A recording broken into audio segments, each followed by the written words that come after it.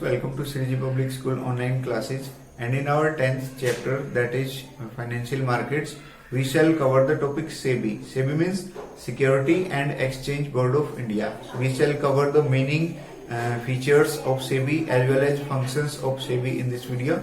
So let's discuss about SEBI. In our 10th chapter, that is financial market. So let's start our discussion. SEBI was established by government in 1988 to regulate the functions of security market. A lot of malpractices were there by brokers, by underwriters. They cheat investors. Companies also cheated investors before establishment of SEBI.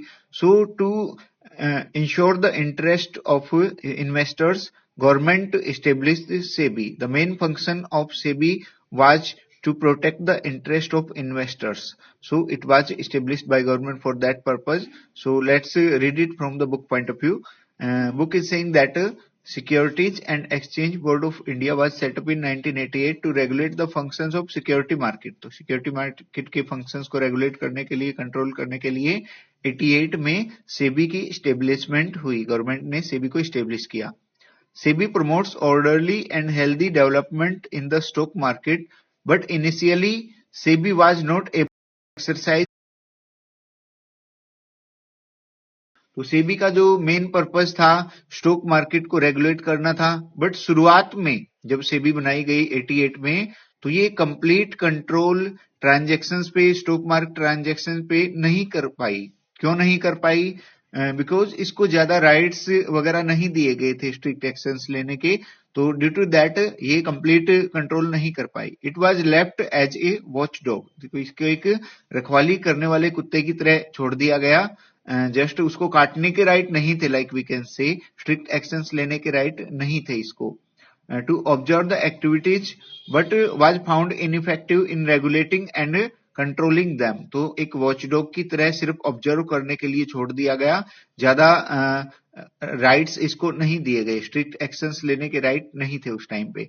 As a result in May 1992 SEBI was granted legal status. तो जब ये पूरी तरह control नहीं कर पाई तो 1992 में, मई 1992 में सेबी को एक लीगल स्टेटस दे दिया गया. इसको लीगल राइट्स प्रोवाइड कर दिए गए. Now SEBI is a body corporate having a separate legal existence and perpetual succession. तो अब जो है सेबी एक बॉडी कॉर्पोरेट है, एक प्रॉपर ऑर्गेनाइजेशन है जो कि अपनी खुद का लीगल एग्जिस्टेंस है जिसका, और अपनी परपेचुअल सक्सेशन है. मीन टू से सेबी कंटिन्यू चलती रहती है. जो मेंबर्स वगैरह आने जाने का इस पे कुछ फर्क नहीं पड़ता, इसकी लाइफ पे चलती रहती है सेबी. सो ये प्रॉपरली इन्वेस्टर्स के प्रोटेक्शन के लिए एट प्रेजेंट भी काम कर रही है 1992 से आज तक. सो एस्टेब्लिशमेंट हुई इसकी 1988 में और इसको लीगल स्टेटस दिया गया 1992 में. Reasons for establishment. Next point is reasons for establishment of SEBI. तो क्या कारण था? कारण यही था कि भाई जैसे ही स्टॉक एक्सचेंज की डीलिंग शुरू हुई, स्टॉक मार्केट की डीलिंग शुरू हुई, तो बहुत सारी जो मेल प्रैक्टिसेस मींस गलत हरकतें भी स्टॉक मार्केट में शुरू हो गई, लाइक प्राइस रिगिंग, कमीशन वगैरह के लिए जो ब्रोकर्स थे, अंडरराइटर्स थे, वो इन्वेस्टर्स को चीट करते थे. कंपनी भी अननेसेसरी प्राइस अप डाउन करके लाइक इन्वेस्टर्स को चीट करती थी. जो डायरेक्टर्स और मैनेजर्स वगैरह हैं वो इनसाइडर ट्रेडिंग करते थे. इनसाइडर ट्रेडिंग मींस कोई सीक्रेट इंफॉर्मेशन का यूज करके बेनिफिट उठाना, शेयर्स वगैरह को कैप्चर कर लेना, खरीद लेना पहले ही, तो उसको इनसाइडर ट्रेडिंग बोलते हैं. सो इनसाइडर ट्रेडिंग बहुत सारी मेल प्रैक्टिसेस स्टॉक मार्केट में होने लगी. तो मेन जो रीजन था एस्टेब्लिशमेंट का, to stop those all malpractices was the main purpose. So let's read it from the book point of view, what he is saying about reasons of establishment of SEBI. With the growth in the dealings of stock markets, lot of malpractices also started in stock markets, such as price rigging, unofficial premium on new issue, delay in delivery of shares, violation of rule regulation of stock exchange and listing requirements. तो बहुत सारी mail practices, गलत हरकतें शुरू हो गई, जैसे price rigging, price में छेड़छाड़ कंपनी द्वारा या जो स्टॉक मार्केट ऑफिसर्स हैं उनके द्वारा. अनऑफिशियल प्रीमियम न्यू इश्यू, तो जब नया इश्यू करती है कंपनी, नए सिक्योरिटीज इश्यू करती है, तो उस पे जो प्रेस्क्राइब्ड रेट है प्रीमियम की, उससे कम ज्यादा प्रीमियम देना, delay in delivery of shares, violation of rule regulation, तो इस तरह की गलत हरकतें शुरू हो गई। Due to these mal practices the customers started losing confidence and faith in the stock exchange. तो इन गलत हरकतों की वजह से जो कस्टमर्स यानी कि इन्वेस्टर्स का जो विश्वास है स्टॉक एक्सचेंज पे वो कम होना शुरू हो गया। So government of India decided to set up an agency और regulatory body known as securities and exchange board of India. तो गवर्नमेंट ने इन्वेस्टर को प्रोटेक्ट करने के लिए, उसके इंटरेस्ट को प्रोटेक्ट करने के लिए एक ऑर्गेनाइजेशन एस्टेब्लिश किया, that is known as security and exchange board of India, SEBI we can say. Purpose and role of SEBI. Next point is purpose and role of SEBI. SEBI was set up with the main purpose of keeping a check on malpractices. तो main purpose जो था, वो जो गलत हरकतें थी stock exchange पे, उनको रोकना, उन पे नजर रखना सेबी का पर्पस था। And protect the interest of investors. It was set up to meet the needs of 3 groups. 3 groups के इंटरेस्ट को प्रोटेक्ट करने के लिए सेबी एस्टेब्लिश की गई थी। इश्यूअर्स के, इन्वेस्टर्स के और इंटरमीडियरीज की। इश्यूअर्स के इंटरेस्ट को कैसे? For issuer it provides a market place in which they can raise finance fairly and easily. Issuer he saying about companies.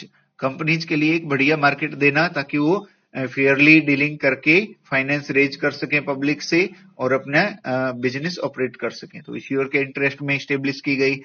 Second purpose was for investors.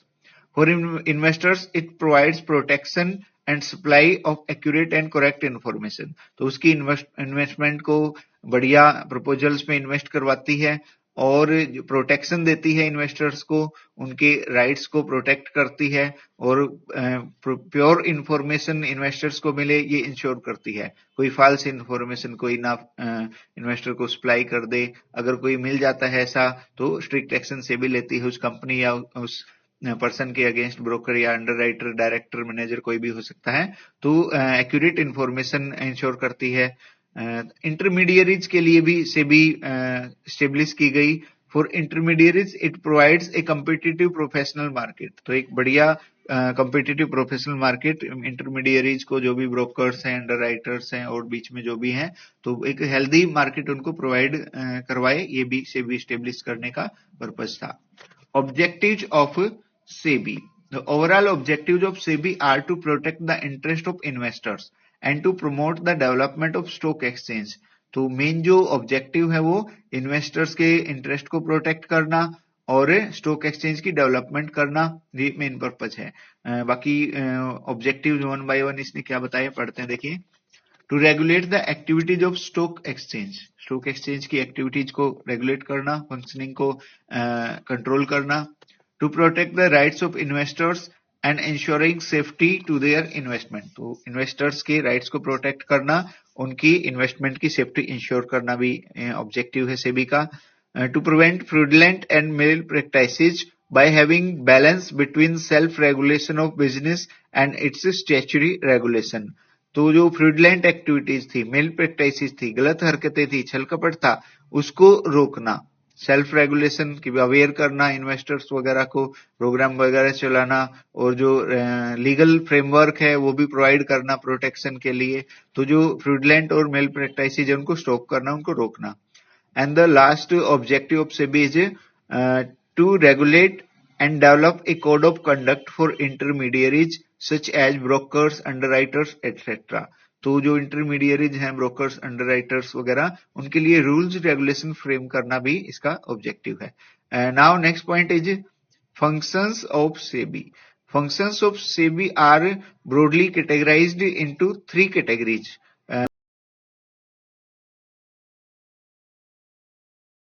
Developmental functions and last one regulatory functions. We shall discuss all the 3 functions one by one. So we shall discuss about protective functions first of all. Let's discuss the protective functions first of all. Protective functions to protect the interest of investors, to provide safety to their investment functions are performed by SEBI. What protective functions are performed by SEBI? Let's discuss the protective functions one by one.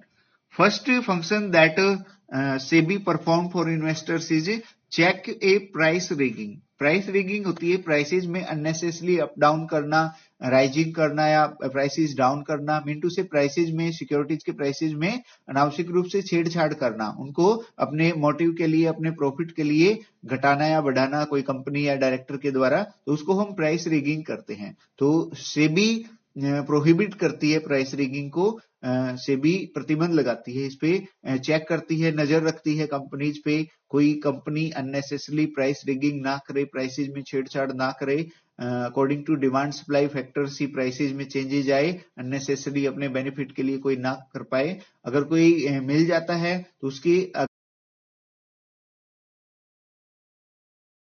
के against या कोई member जैसे director या manager वगैरह कोई involve मिल जाए price rigging के case में, तो स्ट्रिक्ट एक्शंस उसके अगेंस्ट लेती है, उसको फाइन करती है, उसको इम्प्रिजनमेंट वगैरह, जेल वगैरह भी हो सकती है। लाइक सो पढ़ते हैं बुक पॉइंट ऑफ व्यू से प्राइस रिगिंग क्या होता है, कैसे कंट्रोल करती है SEBI.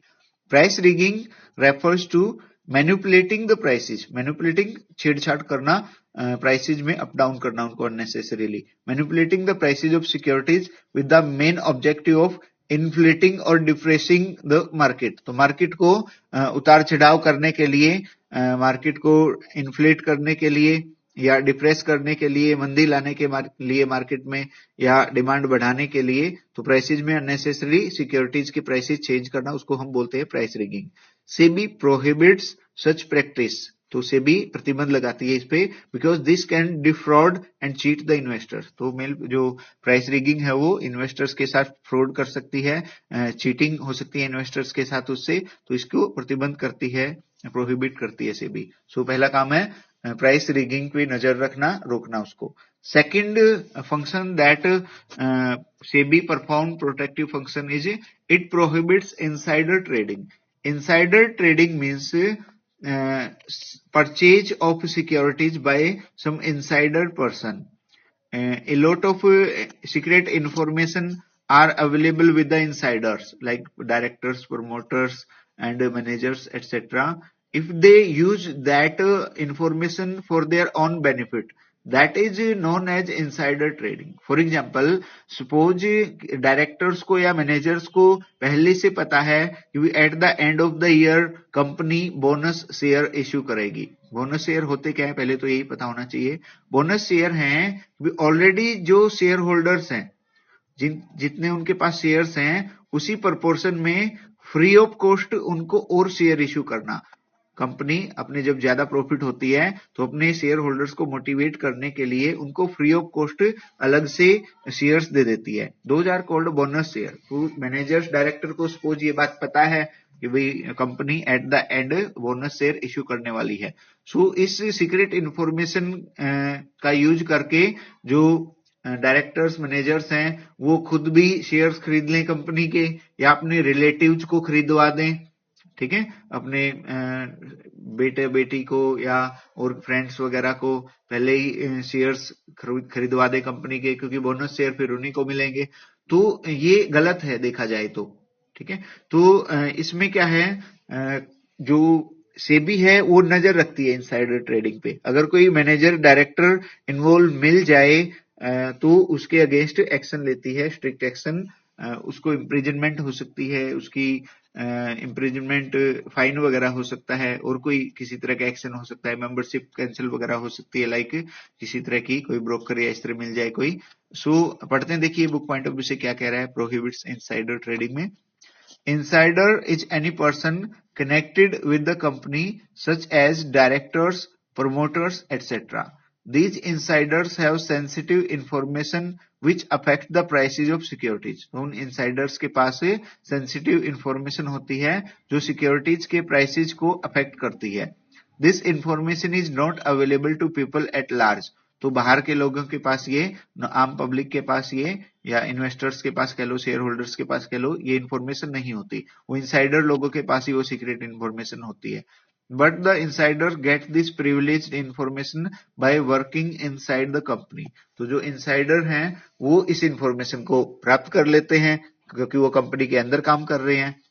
If they use this information to make profit, then it is known as insider trading. तो उस इंफॉर्मेशन का प्रयोग अगर वो प्रॉफिट कमाने के लिए, अपने बेनिफिट के लिए करते हैं तो उसको हम बोलेंगे insider trading. For example, the directors of a company may know that company will issue bonus share to the shareholders at the end of the year. Directors को पता है कि at the end of the year company bonus share issue करेगी। They purchase share from the market to make profit with bonus issue. तो वो market से share खरीद लें डायरेक्टर, प्रॉफिट कमाने के लिए, बोनस इश्यू, बोनस शेयर्स प्राप्त करने के लिए। This is known as insider trading. तो ये इनसाइडर ट्रेडिंग है। SEBI keeps a strict check when insider are buying securities of company. तो कोई इनसाइडर अगर सिक्योरिटी खरीद रहा है, डायरेक्टर मैनेजर वगैरह सिक्योरिटी खरीद रहे हैं, तो स्पेशली सेबी ध्यान रखती है, उनको कोई रिलेटिव खरीद रहा है तो सेबी ध्यान रखती है, अगर कोई ऐसा इन्वॉल्व मिल जाए तो स्ट्रिक्ट एक्शन लेती है उसके अगेंस्ट।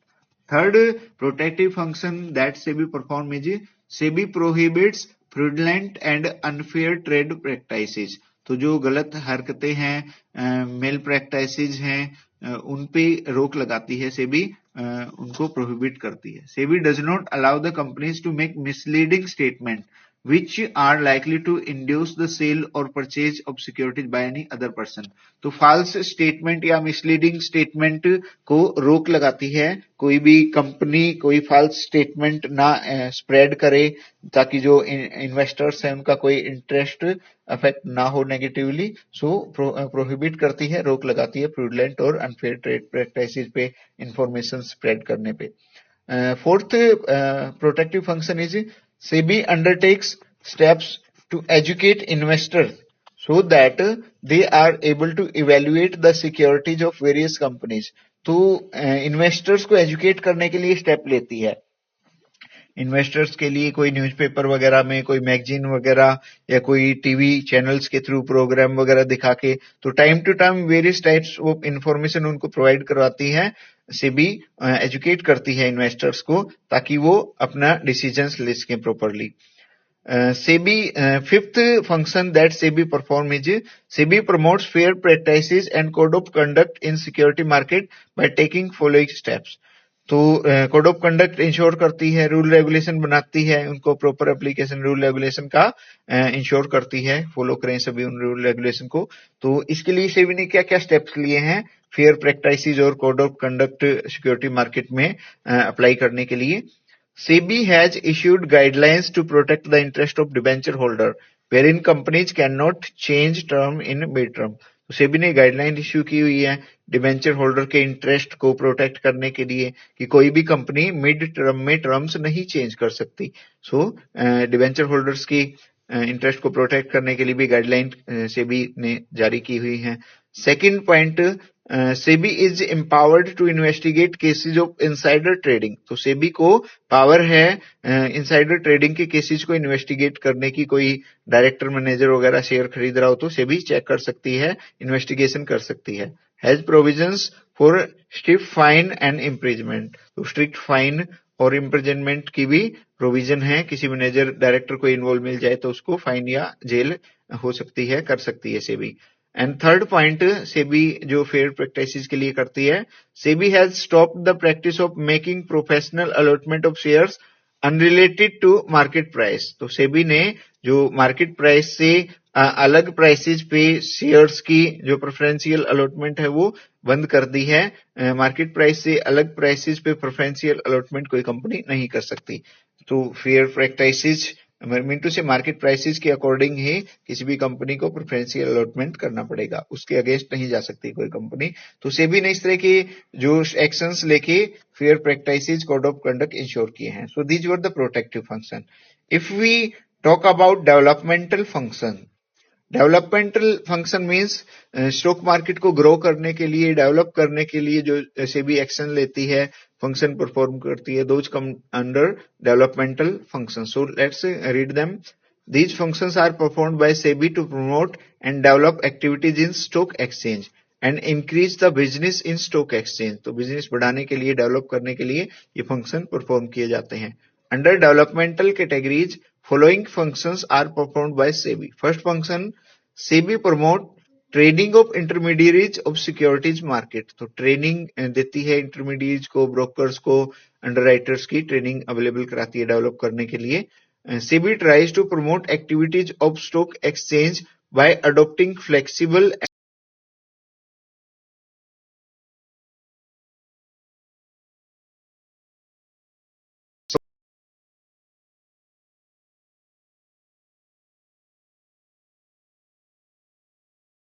करने के लिए, ग्रो करने के लिए मार्केट को सेबी ने रजिस्टर्ड ब्रोकर्स के थ्रू इंटरनेट ट्रेडिंग को परमिट किया है। कोई भी ब्रोकर के थ्रू ऑनलाइन मोड में ट्रेडिंग कर सकता है, सेल परचेज सिक्योरिटीज की कर सकता है। सेबी ने परमिट किया हुआ है डेवलप करने के लिए, ग्रो करने के लिए मार्केट को। Second point, SEBI has made underwriting optional to reduce the cost of issue. जो अंडरराइटिंग होता क्या है पहले तो यही पता होना चाहिए। अंडरराइटिंग में है कि बीच में किसी अंडरराइटर को लेके कंपनी सिक्योरिटीज इश्यू करे। उसमें क्या है कि भी कंपनी को अगर मिनिमम सब्सक्रिप्शन ना मिले तो जो अंडरराइटर है वो सिक्योरिटीज खरीदता है फिर। सो अंडरराइटिंग को ऑप्शनल बनाया है, क्योंकि अंडरराइटर अगर बीच में लेगी तो उनका कमीशन देना पड़ेगा, तो वो कोई कंपल्सन नहीं है कंपनीज के लिए अंडरराइटर्स बीच में लेना, अंडरराइटिंग के थ्रू सिक्योरिटीज इश्यू करना। सो सेबी ने ऑप्शनल बनाया है, अंडरराइटिंग को कंपल्सन नहीं है। इवन सी पॉइंट है, even initial public offer of primary market is permitted through stock exchange. Even जो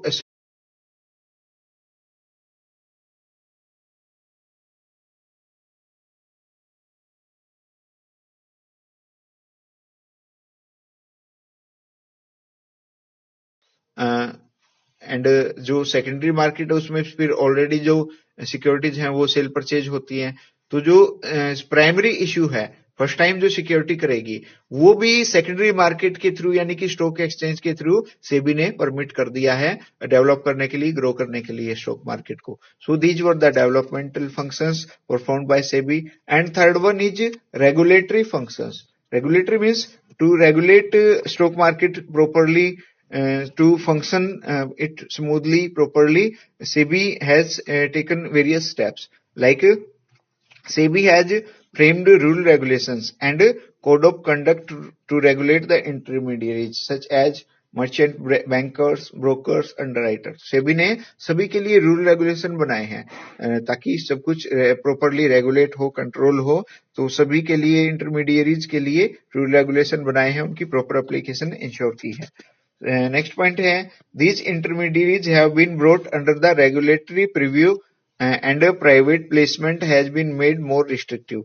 तो ये जो इंटरमीडियरीज हैं उनको रेगुलेटरी प्रीव्यू में लेके आई है, रेगुलेटरी फ्रेमवर्क में सेबी लाई है। मीन टू से सेबी के रूल रेगुलेशन उन पे भी अप्लाई होंगे। सेबी उनके अगेंस्ट भी एक्शन ले सकती है, उनको भी इम्प्रिजनमेंट फाइन वगैरह कर सकती है इंटरमीडियरीज को।